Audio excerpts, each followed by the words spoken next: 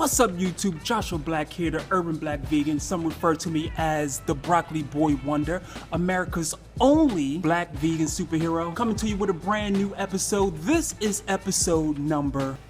Alright boys and girls, on this episode is all about 5 questions. In the studio today, I had a young lady who's here getting pictures taken and found out that she was a pescatarian. I was curious, I thought pescatarians, they just ate fish, but actually, not really. Pescatarians can include people who actually eat fish. They just don't eat red meat, or they don't eat chicken, right? But they still eat dairy, they still eat cheese, and they eat fish. They might not eat scavengers like shellfish or shrimp or lobster, things like that, but they still eat fish. So I thought this was going to be very interesting. So I did 5 questions with this young lady. Her name is Karen. She's a personal trainer as well, okay? And she's 49 years old. She looks good for 49. There's no doubt about that. But here's how the 5-question interview went. All right, so we have 5 questions with Karen. First question is, why pescatarian? Why stop there? Why not just go straight vegan and leave all animal products alone? I probably could do it. I don't think it wouldn't be that hard for me because it wasn't that hard for me to stop eating meat.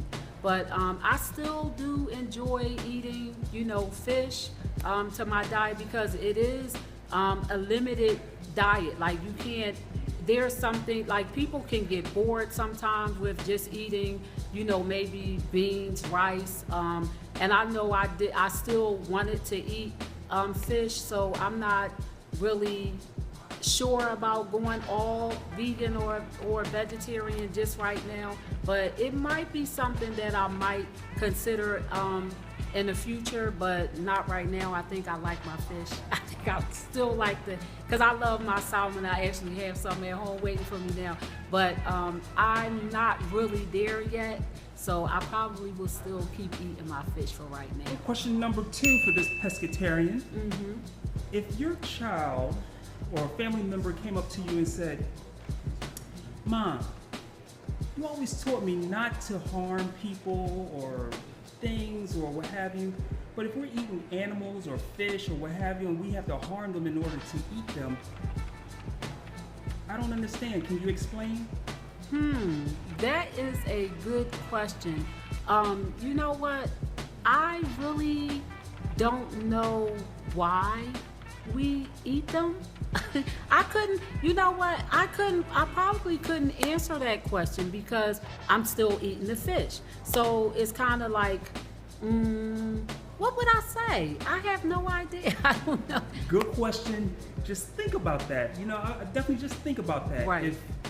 Why you're eating an animal, why you have to kill it to eat it. You don't have to. Right. You just choose to. Right. So that's question number 2. Question number 3. Right. Okay. How many people in your family are dealing with diabetes or some type of chronic illness based on their food choices? Well, but I do have family members that really are overweight, already diabetics.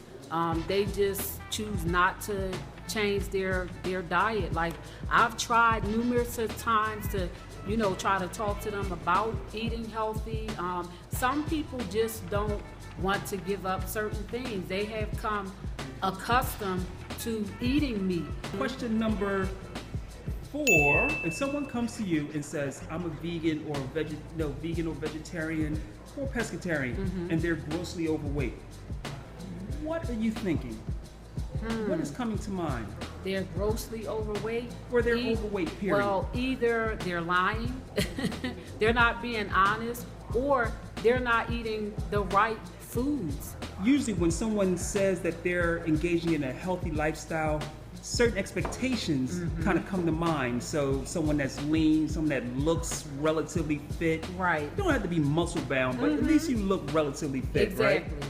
So, and when that's not the image that you see matching the words that they say, it kind of makes you wonder. So that was a great response. So question number 5. Right. I'm kind of interested how you're going to answer this one. Okay. Now, if I told you that by cutting out all fish, anything that had a parent to it, any kind of animal, anything from an animal, cutting that out of your diet totally. If I told you today, by doing that, that would add 1 year to your life. Would that make a difference? Definitely. If I told you that today, that would make, you would add a year to your life down the line. Definitely. It would be something that I would consider. You would consider it, but you wouldn't like, I'm absolutely in and do it. You know It's a year. what? A year. If I told you, you're right. That sounds good. You know what? But you would be kind of hesitant. Yeah, because I'm being honest. Because it's like a fasting. You know what I mean? But Like you would have to do it for the rest of your life. The rest of my life. And like, I would give you an additional year. Would I have time to? No, if I ask you right now, Oh, that's hard. you would have to think about it. Okay, here's the part 2 of that question. If tomorrow I told you you were going to die, tomorrow's going to be the last day of your life, but I gave you an option to say if you cut out anything from an animal, you could add a year. What would your answer be? I would cut it out. You wouldn't have to think about that? Because I don't want to die. I don't want to die. I don't want to die. I want to add another year onto my life. So no, I would do it. I would cut it out because I want to live. I don't want to die. So if I had an option, I would eat the fish. I would eat it. But you do have an option. You said you know that I mean, but you have it right. So knowing that you would die tomorrow, then it would make it more of a reason to do it immediately. But knowing that you're not going to die tomorrow, you got some time. You're like, yeah, let me think about it. Well, you know what? Yeah, if I had the time, then I would. Even though they both do the same thing, you would have a year either way.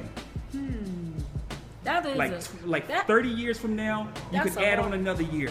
That if I You would stop say- eating the fish. If you stop eating anything from an animal right now,